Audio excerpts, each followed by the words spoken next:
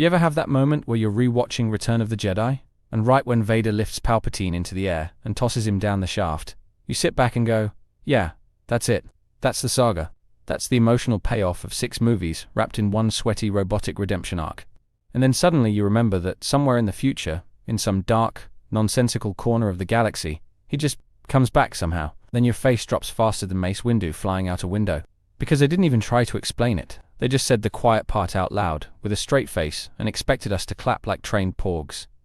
Somehow, Palpatine returned. Just like that. Like a villain update patch got pushed overnight, and now he's back with worse teeth and more lightning. And what hurts the most is that everyone in the movie just shrugs and goes along with it. Like, yeah, sure, space wizard zombie, sounds legit. Anyway, let's go blow stuff up. Meanwhile, Anakin's ghost is probably watching from Force Heaven like, wait, what? I threw my whole back out killing that guy. Literally died doing it. And for what? So some scriptwriter could copy-paste him back into the story like an expired DLC boss. You're telling me the Chosen One prophecy was just a technicality? Like he brought balance for maybe 20 minutes, until evil just respawned with an unlimited fleet and a TikTok army of cultists. It's not just lazy writing, it's emotional vandalism. It's taking one of the greatest arcs in cinema, no exaggeration, turning it into background noise for a scavenger hunt trilogy with GPS daggers and mystery box logic.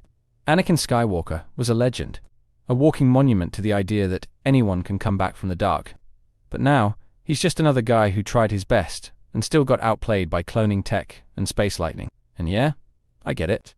Not everyone watches these movies for emotional closure.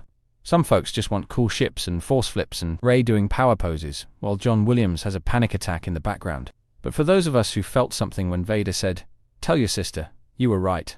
This hurts." It's like watching your favorite song get remixed into elevator music and blasted across a shopping mall in a sequel trilogy clearance sale. In this video, we're diving deep into how Anakin's sacrifice lost all meaning the second Palpatine came back from the dead with no explanation. We're talking about prophecy, legacy, narrative betrayal, and why sometimes less is more when it comes to space wizards with electricity fingers. Because when sacrifice stops being final, the story stops being sacred. And that's where Star Wars lost its soul. You ever stop and think how wild it is that Anakin Skywalker was literally born to bring balance to the Force? Only for Palpatine to just kinda pop back up like a surprise boss fight nobody asked for. I mean, this guy gets burned alive on a lava river after killing kids, then redeems himself by chucking the Sith Lord off a space balcony, and we all go, yeah, that's closure. But then years later, some Resistance pilot just casually blurts out somehow, Palpatine returned, and suddenly that closure feels like a setup for a prank. Video gone too far. Like, what do you mean somehow? Did nobody in the galaxy stop to ask where the clone army of Sith cultists and thousands of Star Destroyers were getting their health insurance?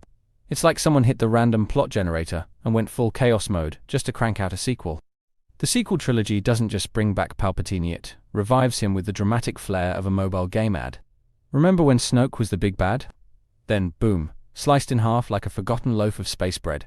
Then surprise, it was Palpatine all along. Allegedly. What even was Exegol? Some kind of evil wizard theme park. And how long were these guys just chilling out there building an armada without anyone noticing? The mystery wasn't mysterious, it was just confusing. And not in a fun, solve the puzzle kind of way. More like find the logic in a fever dream kind of way. And the real kicker is nobody seems that surprised. Leia hears Palpatine's back, and it's like she just got a parking ticket.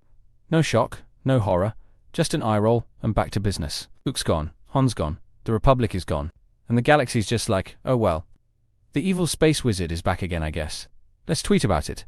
It's the kind of lazy setup that makes you wonder if the writers dared each other to get through a full movie with zero explanations. But let's rewind for a second. Imagine if you'd never seen the sequels, and someone told you the end of Return of the Jedi actually didn't matter. That Anakin's final act didn't destroy the Sith, it just delayed the sequel trilogy's deadline by a few decades. You'd think they were trolling you, right? You'd ask, wait, are you talking about the Darth Vader? The guy whose whole life was a tragic arc wrapped in prophecy and pain? Yeah, that guy. Apparently he just needed to read the fine print on the Chosen One contract, and that's what got me hooked on this topic in the first place. It's not just about retcons or fan service, or even bad writing. It's about curiosity. About digging into what happens when a mythic story forgets what made it mythic in the first place. Alright, let's talk about the frustration. Because the more you think about it, the more this whole resurrection plot feels like a cosmic slap in the face to anyone who actually cared about Anakin's arc. This one stings the most, because Anakin Skywalker wasn't just a character, he was a tragedy. He was pain, conflict, guilt, love. His redemption wasn't just a plot twist, it was the emotional climax of a generational saga. And when he threw the Emperor into that pit, it was supposed to mean something. It was supposed to end something. Vader's redemption was earned through decades of torment, betrayal, and personal loss. He was manipulated from childhood, lost the love of his life, destroyed everything he swore to protect. And in the end, he found a single moment of clarity. One last act of love for his son. That moment wasn't just for Luke, it was for us. It told every viewer that even the worst among us could still choose the light. And now, all of that feels like a lie. Because if the Emperor can just clone jump to the next Sith iCloud backup, then what exactly did Anakin save the galaxy from? Evil wasn't defeated, it just relocated. The idea that balance was restored becomes meaningless when imbalance never really left. You can feel that loss every time you rewatch Return of the Jedi. That scene. That powerful final moment when Vader turns on his master. It used to hit like a freight train of emotion. Now it feels like reading a beautiful eulogy, only to find out the guy it was written for just faked his death and moved to Florida.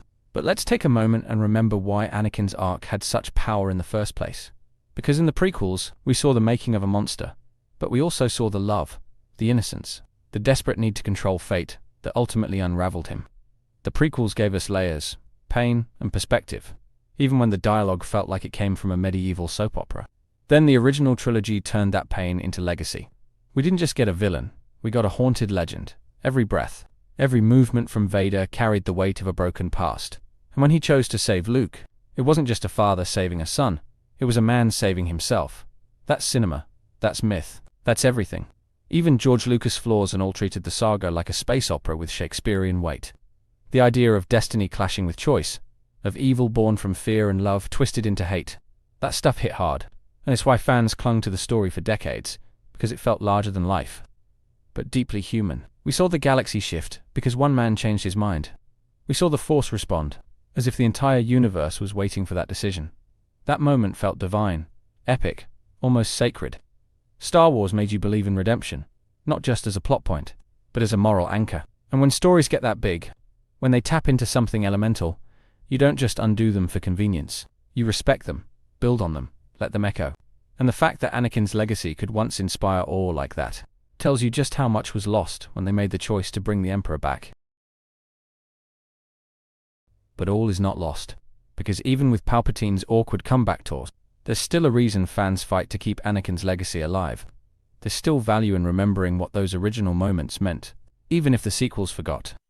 And, honestly, fans have done more to preserve the meaning of Anakin's story than the studio ever did. Fan edits, essays, rewatch podcasts, entire YouTube channels dedicated to digging deeper into Vader's fall and rise. There's a passion there that no lazy script can erase. Look at shows like Clone Wars or Rebels.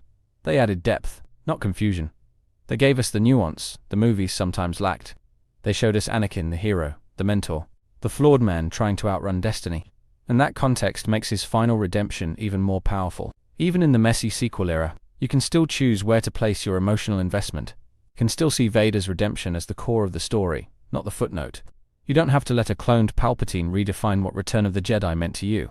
Because Star Wars isn't just what's on the screen, it's how we connect with it, how we carry it forward. Anakin Skywalker still matters, not because the studio said so, but because we remember why he mattered in the first place. In the end, Anakin Skywalker was the heart of Star Wars, and when his sacrifice was undermined, something sacred was lost. We didn't just lose a story beat, we lost the emotional thread that tied generations together. You can't bring back a villain like Palpatine without asking, at what cost? Because the cost wasn't just narrative logic, it was the erosion of legacy. When evil becomes respawnable, sacrifice stops being powerful. It starts being optional. The sequels didn't just add a new chapter, they rewrote the meaning of the old ones. And for fans who lived with those stories, who grew up with them, that change wasn't evolution. It was erasure.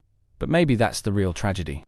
Not that Palpatine returned, but that Anakin's final choice was treated like a plot twist, not a culmination.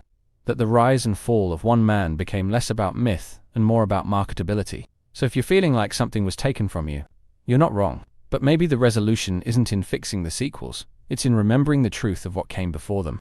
That Anakin's sacrifice still means something, if we don't let them take that away from us.